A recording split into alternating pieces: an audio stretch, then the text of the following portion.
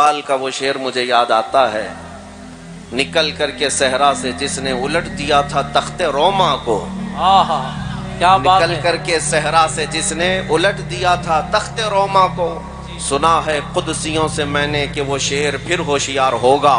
کیا بات ہے، اقبال نے 100 سال پہلے کہا تھا کہ وہ شعر پھر ہوشیار ہوگا جو پورے تخت روما کو الٹ دیا تھا، اور ہم اب دیکھ رہے ہیں وہ وقت قریب آ چکا ہے۔ کیا بات ہے، واہ، ہندوستان کی ہر بستی سے الحمدللہ آوازیں اٹھنے لگی، میرے نبی پاک کے فدائی اور عاشقین اب زندہ ہونے لگے۔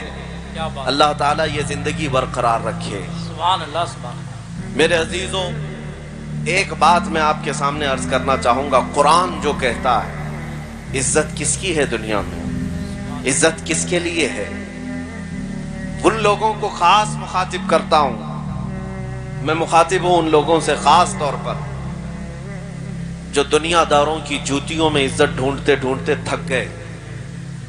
قرآن کہتا ہے وَلِلَّهِ الْعِزَّةُ وَلِرَسُولِهِ وَلِلْمُؤْمِنِينَ، عزت تو صرف اللہ کی ہے، رسول کے لیے ہے اور ایمان والوں کے لیے۔ کیا بات ہے، وَلَكِنَّ الْمُنَافِقِينَ لَا يَعْلَمُونَ، لیکن منافقین کو یہ بات سمجھ میں نہیں آتی، کیا بات ہے، ان کو ایسا لگتا ہے کہ گاڑی بنگلے اور تخت و تاج میں عزت ہے، لیکن میرے عزیزو حقیقت میں عزت میرے مصطفیٰ کے قدموں میں ہے۔ سبحان اللہ، سبحان اللہ، نبی واہ، پاک صلی اللہ علیہ وسلم سے جو وابستہ ہوا اس کی عزت کا حال یہ ہے کہ وہ صرف جیتے جی لوگوں پر حکومت نہیں کرتا، انتقال کر بھی جائے، صدیاں بیت جائیں، لیکن لوگوں کے دلوں پر سے اس کا راج ختم نہیں ہوتا۔ ہائے ہائے، کیا ہم نے آج امام عشق و محبت کی حکمرانی اپنے دلوں پر محسوس نہیں کی ہے؟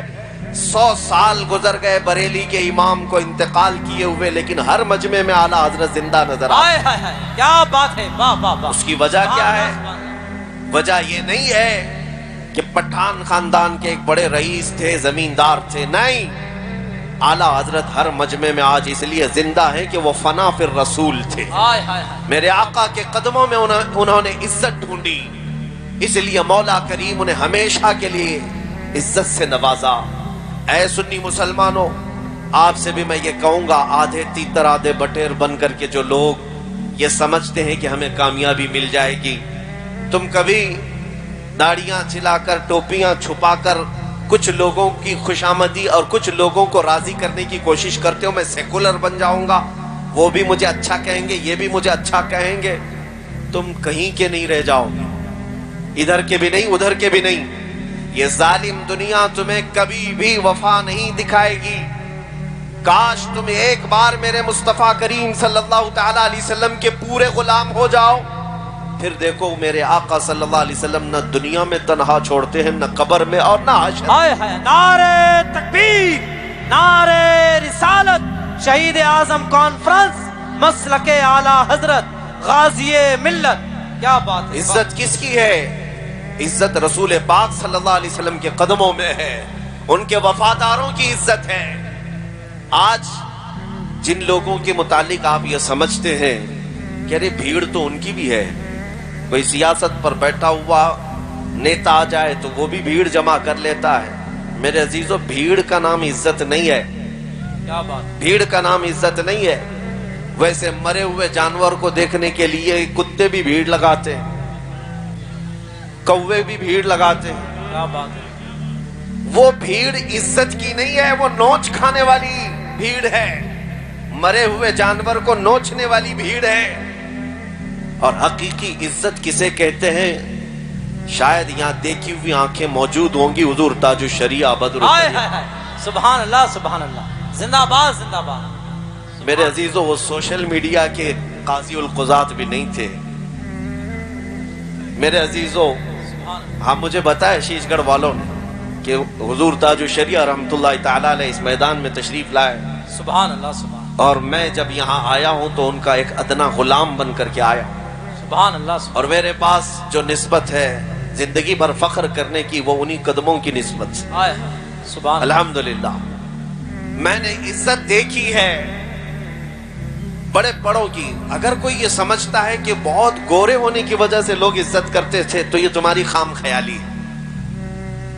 عراق میں، ترکی میں، شام میں، مصر میں گورے لوگ کم نہیں ہیں، بہت حسین و جمیل لوگ ہیں۔ میں बरेली शरीफ में जानता हूँ शेख उमर सलीम अल आज़मी, इमाम आज़म अबू हनीफा रहमतुल्लाह अलैह की औलाद में से। वो तकरीबन 3 महीने तक यहीं बरेली में थे। बड़े खूबसूरत, उनका चेहरा तो सेब की सुर्खी की तरह। लेकिन हमने देखा कि हुजूर ताज शरिया जब नमाज के लिए कभी वहां मुसल्ला बिछाकर खड़े होते, वो काफी देर तक नमाज खत्म होने तक टकटकी बांध कर देखते रहते। क्या इराक में और उलमा नहीं थे? क्या इराक में बड़े खूबसूरत लोग नहीं हैं? उन्होंने जो खुद हमसे कहा था वो बात मैं आपके सामने रखता हूं। और शेख उमर सलीम अल आज़मी ने कहा था कि बेटा, हम इनको जो देखते हैं ये हमारे इख्तियार में नहीं है, खुद इनका हुस्न हमारी अपनी तरफ हमें खींचता। और फिर उन्होंने कहा ये हुजूर पाक सल्लल्लाहु तआला अलैहि वसल्लम के सच्चे इश्क की बरकत है जो सीना इनका लबालब भरा हुआ है। इज्जत इस बात की है, अभी अगर मैं जिक्र करने लग जाऊं तो यहां उर्से ताजु शरिया ही हो जाएगा, लेकिन मेरा मौजू है हुजूर पाक की मोहब्बत। मैं आपको कहता हूं, मिस्र में एक हमारे बहुत बड़े उस्ताद शेख ताहा हुबैशी साहब इंतकाल फरमा गए, अभी अभी सादात में से थे। मैं उन्हें हिंदुस्तान साथ में, मैं उनके साथ आया था बरेली शरीफ, हजरत से मुलाकात की। वो नाबीना है लेकिन जामिया अजहर के बहुत बड़े उस्ताद, 40 से ज्यादा किताबें लिखी, जबकि पैदाइशी नाबीना है। बहुत बड़े आलिम दीन। और हुजूर ताजुल शरिया रहमतुल्लाह ताला अलैह से मुलाकात करके जब मिस्र वापस गए, मुझे बुला करके उन्होंने एक बात कही थी। कहा बेटा, तुम्हारे शेख के पास एक अत्तर है जो वो खुशबू लगाते हैं, शायद वो हिंदुस्तान में मिलती है, मुझे वो लाकर दो। सुभान अल्लाह, सुभान। ऊद हजरत जो इस्तेमाल फरमाते।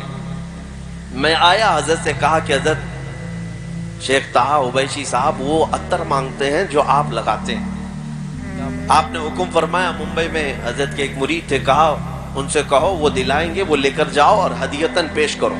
काफी महंगा अत्तर था। मैं खुद वो शीशी लेकर गया और शेख ताहा हुबैशी साहब को पेश किया कि हजरत ने आपको हदिया पेश किया है, जो अत्तर आपने मांगा था। उन्होंने लगाया, खुशबू लगाई और उसके बाद कहा ये वो नहीं है जो मुझे चाहिए था, वो कोई और अत्तर लगाते हैं। क्या बात। मैं दूसरी छुट्टी में फिर आया, हजरत से कहा कि वो कह रहे हैं ये अत्तर नहीं है, आप कोई और अत्तर लगाते हैं। हजरत ने फरमाया ठीक है, वो भी भेजते हैं। फिर दोबारा एक और कीमती अत्तर मेरे ही हाथ से भेजा गया। मैं लेकर के वो जब पहुंचा उस शेख आजम के पास, उन्होंने वो लगाया। कहा बेटा अब मत बोलना जाकर, ये भी वो अत्तर नहीं है जो मुझे चाहिए था। अल्लाह अल्लाह। अब मत कहो, बार बार तकलीफ में मत डालो। तो मैंने पूछा कि हुजूर बताएं तो सही कैसी थी वो खुशबू, क्या है? उन्होंने बात कही, अपना वाकया बताया। सन 1986 में, 1986 की बात कर रहे हैं, मैं हज के बाद मदीने तैयबा की हाजिरी के लिए गया था। शेख ने फरमाया रोज़े रसूल की हाजिरी के वक्त मुझे जालियों के अंदर से खुशबू आई और काफी देर तक वो खुशबू थी। मैंने वहां के मकामी लोगों से पूछा जो जिम्मेदार है, अंदर रोज़े रसूल पर जो खुशबू लगाई जाती है ये खुशबू कहां से आती है? उस वक्त लोगों ने कहा था कि ये हिंदुस्तान से आती है। वाह वाह। मुझे इस बात पर फख्र है, मेरे आका के रोजे पर हिंद से खुशबू गई। क्या बात है। शेख ताहा हुबैशी साहब कहते हैं मैंने मालूम किया था कि रोज़े रसूल पर तुम्हारे मुल्क से खुशबू भेजी जाती है, वही लगाई जाती है। कितने साल हो गए? सन 1986 से लेकर मैं 2010 की बात कर रहा हूं। 2010 की बात, तकरीबन 25 साल गुजर गए। उसके बाद वो कहते हैं 25 साल में ढूंढता रहा कि वो अत्तर मिले, लेकिन जब बरेली आया तो तुम्हारे शेख के पास मुझे वो नजर आई। हाय हाय हाय, क्या बात है। उनके पास मुझे वो खुशबू आई जो 25 साल पहले मैं सूंघा था। मैं चाहता था कि वही खुशबू वो मुझे भेजें। वाह वाह। अब मुझे समझ में आया कि कुछ और मांग रहे हैं। फिर हमने हजरत से कहा उनका वाकया کہ وہ تقریباً 25 سال پہلے مدینہ طیبہ سے خوشبو سونگھے تھے اور ان کو وہ خوشبو آپ کے کپڑوں میں سمجھ میں آئی اور آپ کے پاس انہوں نے محسوس کی وہ خوشبو چاہتے ہیں. حضور تاج الشریعہ رحمۃ اللہ تعالی علیہ، یہ عاشقوں کی بات میں کر رہا ہوں میرے عزیزوں. انہوں نے مسکرا کر کے کہا جاؤ پھر اب وہ کسی بازار میں نہیں ملے گی، حضرت سے کہہ دینا. ہائے ہائے، نعرے تکبیر، نعرے رسالت، شہید اعظم کانفرنس، مسلک اعلی حضرت. واپس جاؤ اور کہہ دو اب وہ کسی بازار میں نہیں ملے گی. یہ کچھ راز کی باتیں ہیں جو افشا نہیں کیے جاتے ہیں. میرے عزیزوں، یہ جو خوشبوئیں تھیں یہ بازاروں سے ملنے والی خوشبوئیں نہیں، یہ میرے مصطفیٰ کے عشق کی خوشبو ہے.